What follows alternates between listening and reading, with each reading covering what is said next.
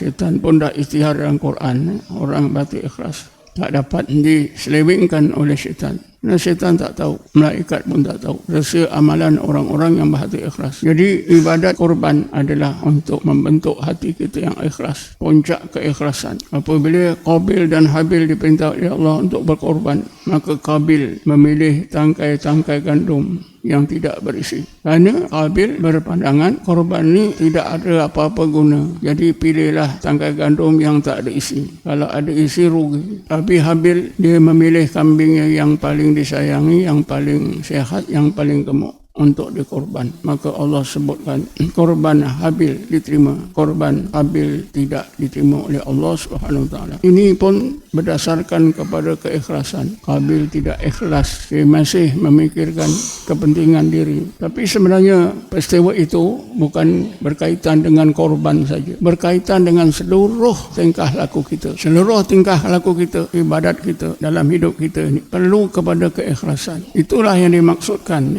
implikasinya, kesannya dalam hidup kita ini. Korban itu. Siapa pun boleh ada duit, boleh berkorban. Orang kaya beratus-ratus ekor lembu pun boleh. Tetapi masalah kesan dalam hidupnya ibadat korban itu, iaitu membentuk hati ikhlas. Mungkin ada orang kaya sudah belasan tahun, puluh tahun. Tiap tahun dia korbankan 10-20 ekor lembu berterusan. Tapi sayangnya dia cuma mampu berkorban begitu dengan menyumbangkan lembu kerana banyak uang. Tetapi kesan keikhlasan dalam hidupnya mungkin sedikit pun tak ada. Ada kemungkinan bertambah-tambah teruk lagi, tambah-tambah sombong, bertambah-tambah megah dengan kejayaannya menyumbangkan dengan sumbangan yang begitu banyak dalam masyarakat. Bagaimana yang kita maklum, ibadat haji adalah rukun Islam yang kelima. Menurut pandangan setengah ulama, ibadat haji adalah ibadat yang menyampurnakan syariat, menyampurnakan semua syariat yang wujud di dalam Islam, menyampurnakan syahadah kita, menyampurnakan solat kita, menyampurnakan puasa kita, zakat kita, dan seluruh amalan-amalan yang lain menjadi sempurna apabila seseorang itu berjaya mengerjakan ibadat haji.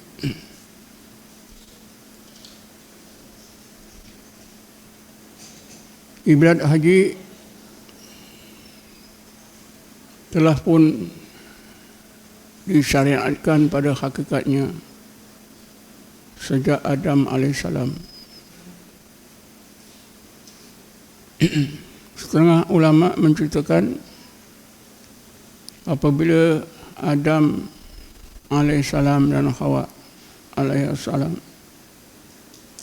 sampai ke muka bumi, kedua-duanya berasingan dan mereka berdua terus menyebut la ilaha illa anta, terus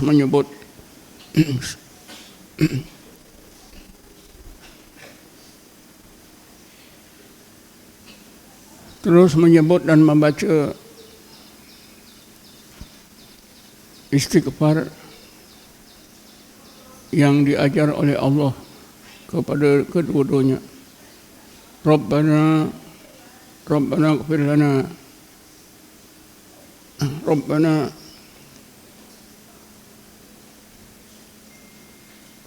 wa illam taghfir, Rabbana ighfir lana wal ikhwanil, kan itu ya.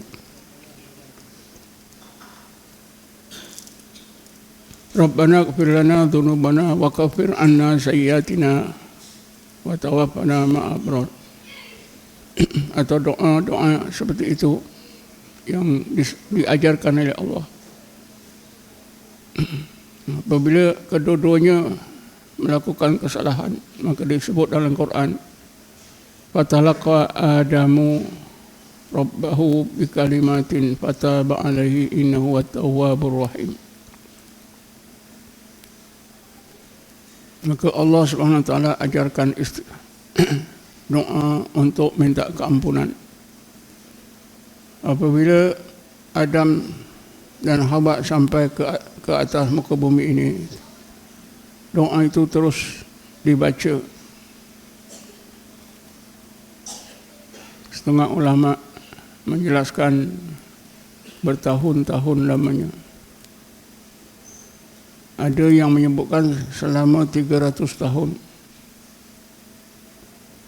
Sehinggalah Jibril alaihissalam memberitahu Adam, wahai Adam, taubatmu akan diterima oleh Allah. Begitu juga awak, taubat awak akan diterima oleh Allah sekiranya kamu bertobat di satu tempat, yaitu di tempat di mana malaikat selalu turun beribadat di atas muka bumi ini.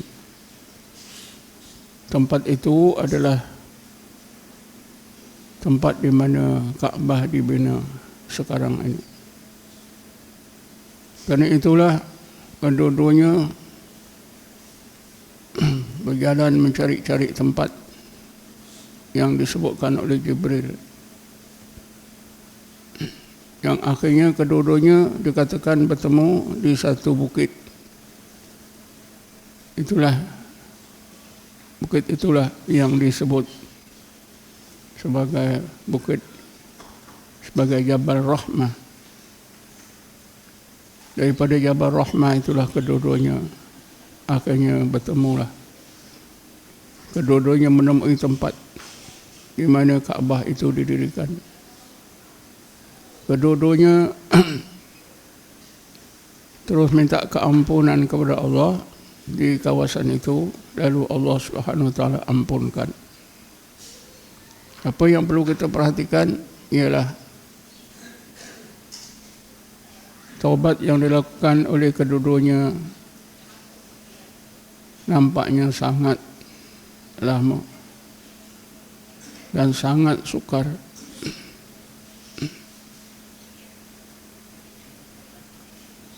Dan taubat itu berterusan sehingga Allah menerima taubat itu. Itulah dikatakan bahawa manusia yang mula-mula mengerjakan haji ialah Adam dan Hawa. Nabi kita Muhammad SAW sebagai Nabi dan Rasul yang akhir, juga sebagai penghulu seluruh Nabi dan Rasul, maka dipilihkan oleh Allah, dilahirkan di Mekah dan disyariatkan ibadat haji dalam Islam. Sebab itulah ibadat haji sebagai penyampurna syariat Islam, keduanya sebagai penyampurna agama. Apabila seorang mengerjakan haji dan hajinya diterima oleh Allah, syariat Islam jadi sempurna, agama juga jadi sempurna, kehambaan orang tersebut juga menjadi sempurna. Orang tersebut layak masuk ke dalam surga. Sebab itulah ada hadis yang menyebutkan haji yang mabrur tidak ada balasan kecuali surga.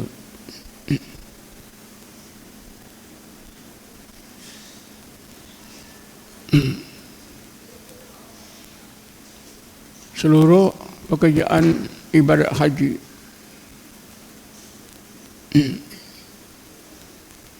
ada mengandungi seluruh ibadat yang kita kerjakan setiap hari. Kalau kita lihat dari sudut tujuan kita beribadat, memanglah ibadat haji itu puncak daripada seluruh ibadat, kesimpulan daripada seluruh ibadat.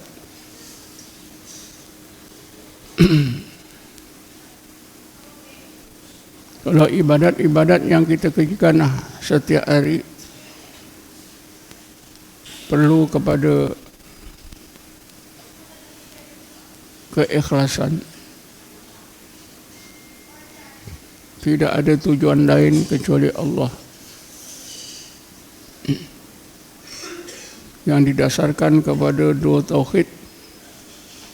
Tauhid keagungan, yaitu tauhid uluhiyah dan tauhid rububiyah, yang membentuk hati kita takwa dan tawakal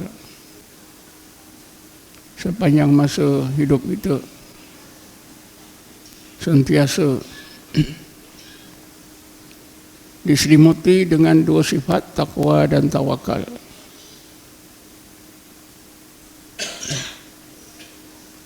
Tidak ada masa dalam hidup kita ini yang kita boleh terlepas daripada takwa dan tawakal. Takwa adalah kesan daripada atau fenomena daripada tauhid uluhiyah, dan tawakal adalah fenomena daripada tauhid rububiyah. Seseorang yang sentiasa berada dalam lingkungan takwa dan tawakal setiap masa, siang dan malam, senang maupun susah, dipuji maupun dicerca, lapar maupun kenyang, berarti orang tersebut sampurna agamanya.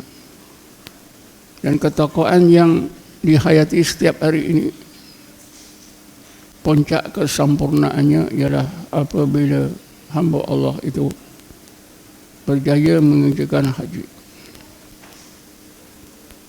Seluruh pekerjaan haji itu adalah membayangkan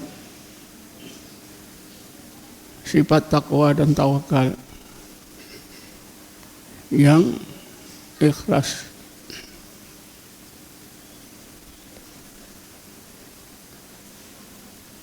Pakaian umrah, di mana seluruh pakaian yang biasa kita pakai kita tukar dengan pakaian yang Allah perintah, yang Allah ridhoi. Begitulah kesannya dalam rohani kita. Allah akan tukarkan pakaian-pakaian kebiasaan dalam rohani kita dengan pakaian yang Allah ridha, dengan pakaian yang bersih, sebersih-bersihnya. Berbagai sifat-sifat yang jahat akan ditukar oleh Allah dengan sifat-sifat yang baik saja. Dengan pakaian ihram itu saja, kalau seseorang yang mengerjakan haji, sesudah dia mengerjakan haji, tentunya dia menjadi seorang yang bersih zahir dan batin. Zahirnya bersih, batinnya bersih dari seluruh sifat-sifat madmumah. Sesudah balik ke kampung, tentulah kesannya begitu hebat. Itu kalau kita tinjau dari satu sudut pakaian ihram. Tetapi coba kita sorot diri kita sesudah kita mengerjakan haji. Kita lihat masyarakat kita sesudah mereka mengerjakan haji, banyak komen dilontarkan oleh masyarakat kita. Ada di antara mereka sesudah balik haji bukan semakin bersih, tapi nampak semakin kotor. Tidak lagi berpakaian ihram. Ihram itu untuk haji saja. Sedangkan pakaian ihram itu mestilah dipakaikan dalam rohani. Apabila pakaian ihram itu dipakaikan dalam rohani, walaupun jasmaninya berpakaian dengan apa-apa rupa pakaian, zahirnya juga berpakaian dengan ihram, akhlaknya berpakaian dengan pakaian ihram, cakapnya, tindakannya, semuanya melambangkan bersih, putih, keridhaan Allah Subhanahu wa ta'ala. Tawaf adalah untuk memastikan tauhid uluhiyah, tauhid rububiyah dan kewujudan Allah itu nyata dalam hidup seorang mukmin. Karena seseorang yang benar-benar mengerjakan tawaf, dia akan dirasakan oleh Allah bahawa Kaabah itu tidak ada. Yang ada hanyalah keagungan Allah, kesempurnaan Allah sebagai Rabbul Alamin. Tetapi siapakah di antara orang-orang yang mengerjakan haji itu yang hanya merasakan kewujudan Allah, keagungan dan kesempurnaan Allah? Berapa orang?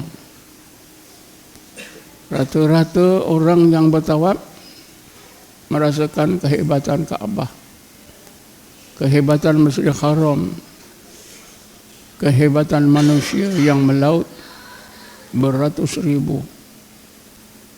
Ketika itu Allah hilang. Yang sepatutnya ketika tawaf Allah nyata, keagungan nyata, kesempurnaan nyata, kewujudannya nyata, sehingga seluruh makhluk itu hilang. Tapi apa yang berlaku sebaliknya? Jadi tawaf tidak memberi kesan yang diharapkan oleh Allah Subhanahu wa ta'ala. Begitu jugalah wukuf di padang Arafah, yang sepatutnya badan wukuf di padang Arafah, hati wukuf dengan menghadap Allah semata-mata.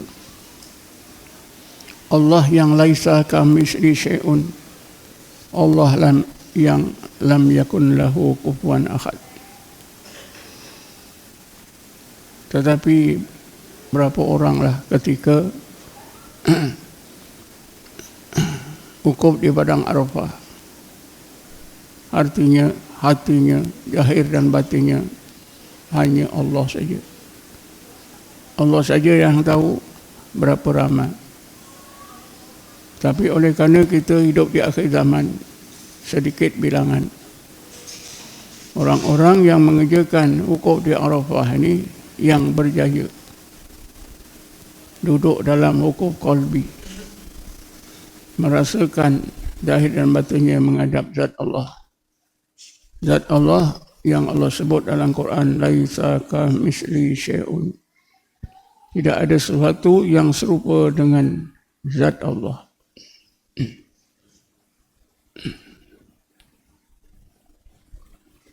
Begitulah amalan-amalan lain, semuanya ada maksud-maksud, tujuan-tujuan yang sangat diperlukan dalam hidup kita, zahir dan batin kita, dunia dan akhirat kita. Melontar di jumrah, setengah ulama mengatakan membuang berbagai sifat yang jahat, zahir dan batin. Tapi kita dapati sesudah balik haji, sifat-sifat yang jahat, zahir dan batin kelihatan bertambah-tambah. Jadi bagaimana amalan melontar ini? Akhirnya kita melontar batu ke jamrah, ketiga-tiga jamrah.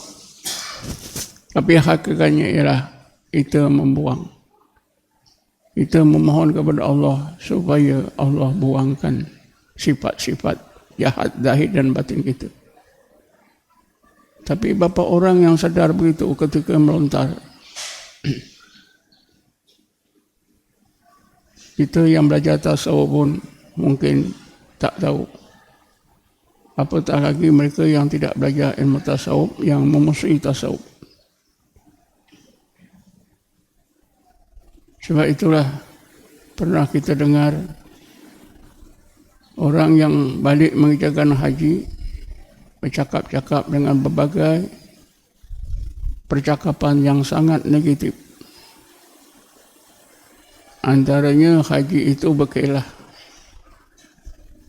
Perkelahan yang ditipu oleh orang-orang Arab. Kalau kita tak pergi haji pun tak apa.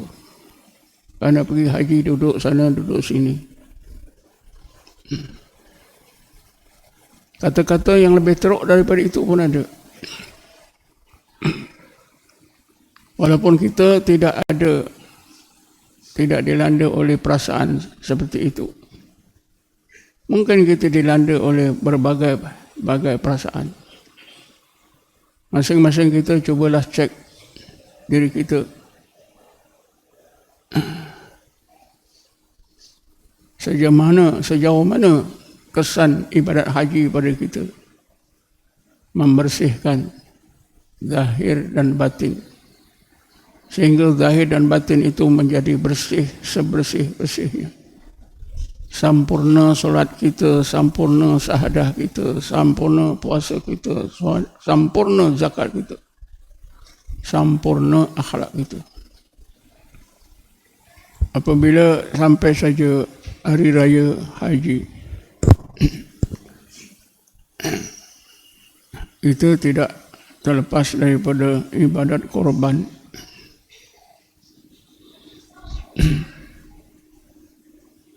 Sebenarnya ibadat korban yang dilakukan semasa tamatnya pekerjaan haji adalah sebagai lambang penutup dan lambang yang tertinggi dalam keikhlasan zahir dan batin seseorang yang beriman. Sebab itu Allah Subhanahu wa taala berfirman, Bismillahirrahmanirrahim. La yanalullaha dima'uha wala luhumuha walakin yanaluhu taqwa minkum. Korban kamu itu tidaklah darah dan dagingnya sampai kepada Allah. Bukanlah darah dan daging yang dikehendaki oleh Allah, tetapi yang dikehendaki oleh Allah, yang sampai kepada Allah ialah ketakwaan kamu.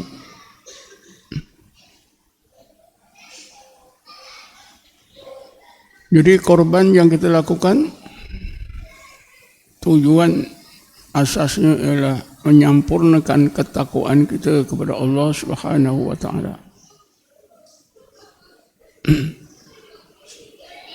Bila hati kita ikhlas, maka ketakwaan kita jadi ikhlas. Sebaliknya, bila hati seseorang mukmin itu tidak ikhlas, maka ketakwaannya tentulah susah untuk menjadi ketakwaan yang ikhlas yang sempurna.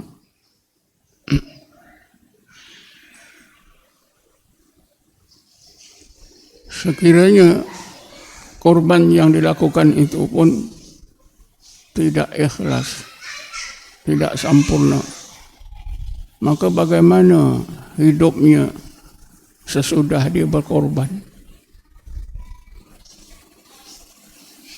Semasa korban pun tidak boleh ikhlas.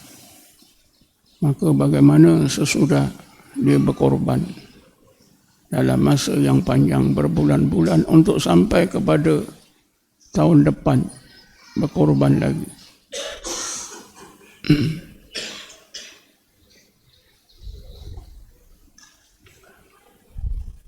Sebab itulah Allah Subhanahu wa taala sangat menekankan tentang hati yang ikhlas. Kerana hati yang ikhlas itulah punca seluruh kebaikan yang kita buat, yang kita lakukan. Apa juga ibadat yang dilakukan oleh orang yang berhati ikhlas, maka ibadatnya akan jadi sempurna. Bukan saja korban, apa saja ibadat, akhlaknya juga jadi sempurna sekiranya berhati ikhlas.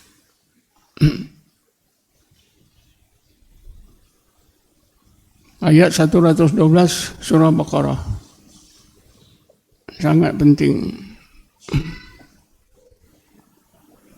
Karena ayat yang tersebut ada menyentuh tentang hati yang ikhlas. Hati yang benar-benar ikhlas mendorongkan orang tersebut ikhlas menjadi hamba Allah. Benar-benar menjadi hamba Allah zahir dan batin untuk dunia dan akhiratnya. Dan hatinya ikhlas. Karena hatinya ikhlas maka segala pahala, catatan buku catatan amal disimpan oleh Allah secara langsung, tidak ada di tangan malaikat. Bismillahirrahmanirrahim. Bala man aslama wajhahu lillah wa huwa muhsinun falahu ajruhu inda rabbih wala khawfun alaihim wala hum yahzanun. Sesungguhnya orang yang berjaya menyerahkan diri zahir dan batinnya kepada Allah. Usaha kita menyerahkan diri zahir batin kita kepada Allah sepenuhnya. Adakah tugas ini mudah? Sangat susah. Tetapi apabila kita dirahmati oleh Allah, diberi bantuan oleh Allah, dihidayahkan oleh Allah, perkara yang kita anggap susah itu jadi senang, sesenang-senangnya. Sesungguhnya orang yang berjaya menyerahkan diri zahir dan batinnya kepada Allah, menjadi hambanya sebaik-baik hamba. Wa huwa muhsinun, dia juga seorang muhsin sampai ke tingkat ihsan. Falahu ajruhu inda rabbih, segala pahala kebaikannya, pahala amalan baiknya disimpan oleh Tuhannya Allah, tidak disimpan oleh malaikat.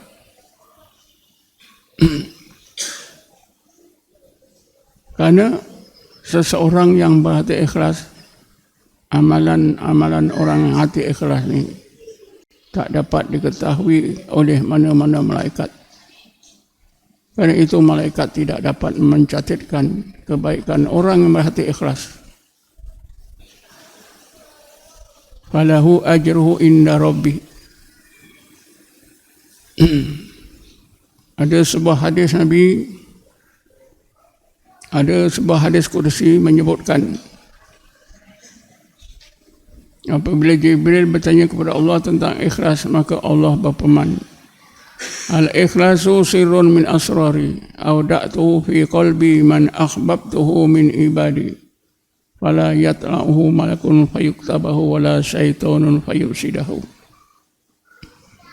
Ikhlas adalah satu rahsia dari berbagai rahsia aku yang aku letakkan, aku simpan dalam hati orang-orang yang aku kasihi dari kalangan hamba-Ku. Tidak ada satu pun malaikat yang mengetahuinya, maka malaikat tidak dapat mencatatkan pahala orang yang berhati ikhlas. Syaitan juga tidak tahu, maka syaitan tidak dapat merosakkan amalan orang yang berhati ikhlas. Setan pun sudah istiharkan dalam Quran, orang yang berhati ikhlas akan selamat daripada tipu dayanya. Qala bima aghwaytani la uzayyinanna lahum fil ardi wa la ughawiyannahum ajma'in illa ibadaka minhum mukhlasin.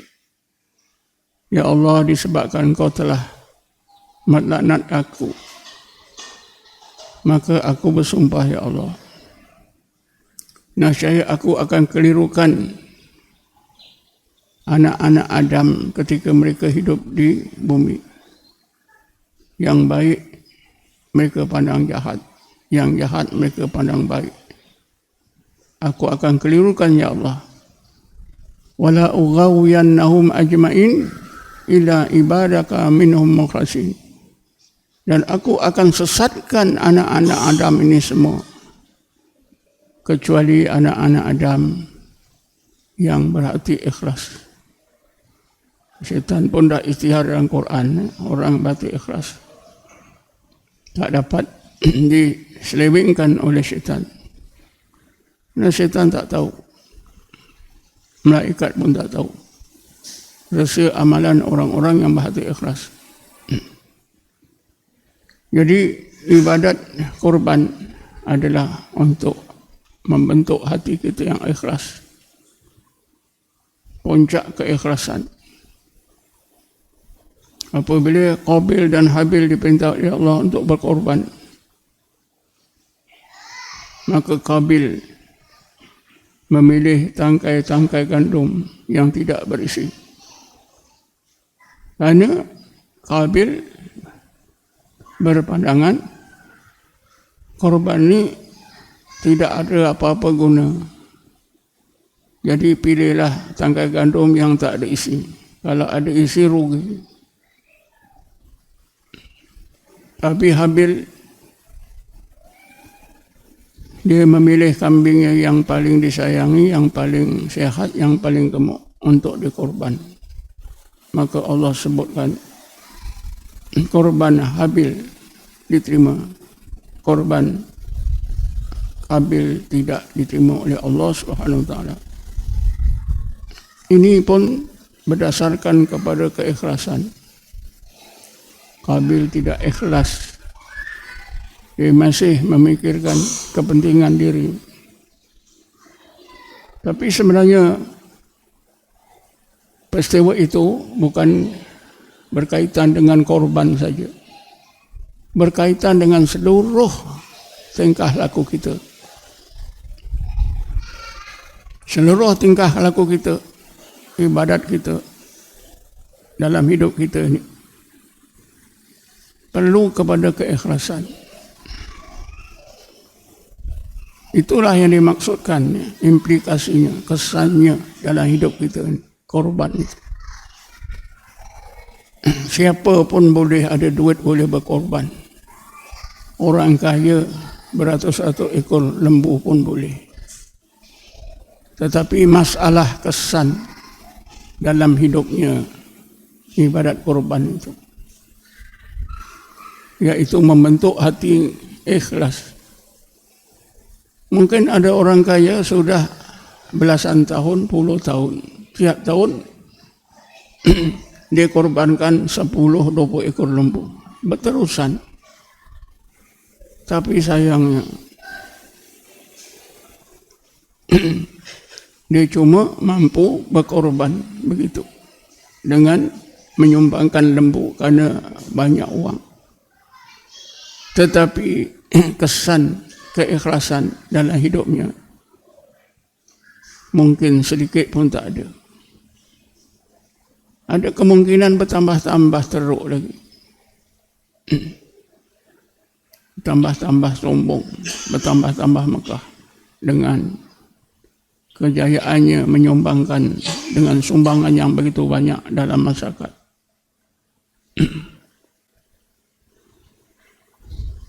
Allahu Akbar, Allahu Akbar, Allahu Akbar.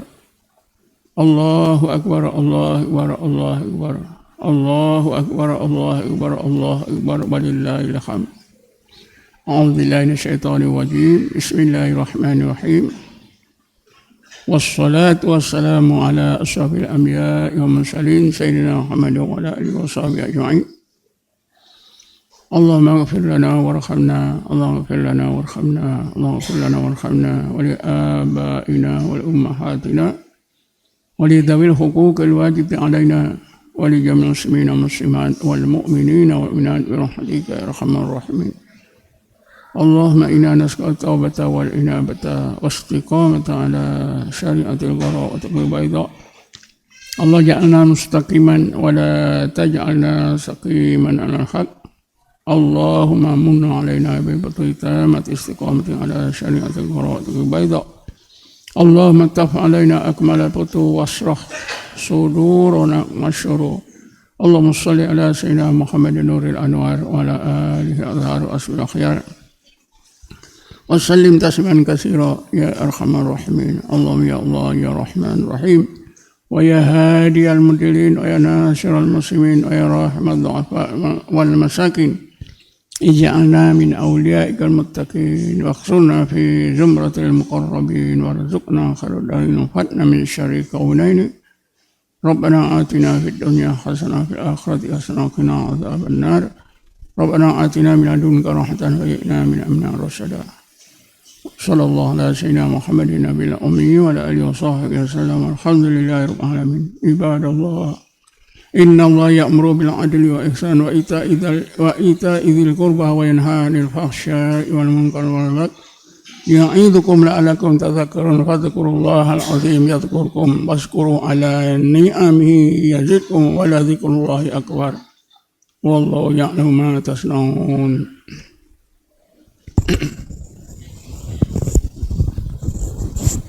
صلاة الله سلام الله على طه رسول الله صلاة الله سلام الله على ياسين حبيب الله صلاة الله سلام الله على طه رسول الله صلاة الله سلام على ياسين حبيب الله صلاة الله سلام الله على طه رسول الله صلاة الله سلام الله على ياسين حبيب الله صلاة الله سلام الله على طه رسول الله صلاة الله سلام الله على ياسين حبيب الله صلاة الله سلام الله على طه رسول الله صلاة الله سلام الله على ياسين حبيب الله صلاة الله سلام الله على طه رسول الله صلاة الله الله على ياسين حبيب الله صلاة الله سلام الله على طه رسول الله صلاة الله سلام الله على ياسين حبيب الله صلاة الله سلام الله على طه رسول الله صلاة الله سلام الله على ياسين حبيب الله صلاة الله سلام الله على طه رسول الله صلاة الله سلام الله على ياسين حبيب الله صلاة الله سلام الله على طه رسول الله صلاة الله سلام الله ياسين حبيب الله صلاة الله سلام الله على طه رسول الله صلاة الله سلام الله على ياسين حبيب الله صلاة الله سلام الله على طه رسول الله صلاة الله سلام الله على ياسين حبيب الله صلاة الله سلام الله على طه رسول الله صلاة الله سلام الله على ياسين حبيب الله صلاة الله سلام الله على طه رسول الله صلاة الله سلام الله ياسين حبيب الله صلاة الله سلام الله على طه رسول الله صلاة الله سلام الله على ياسين حبيب الله Salamullah ala Taha Rasulillah. Salatullah salamullah ala Yasin Habibillah. Salatullah salamullah ala Taha Rasulillah.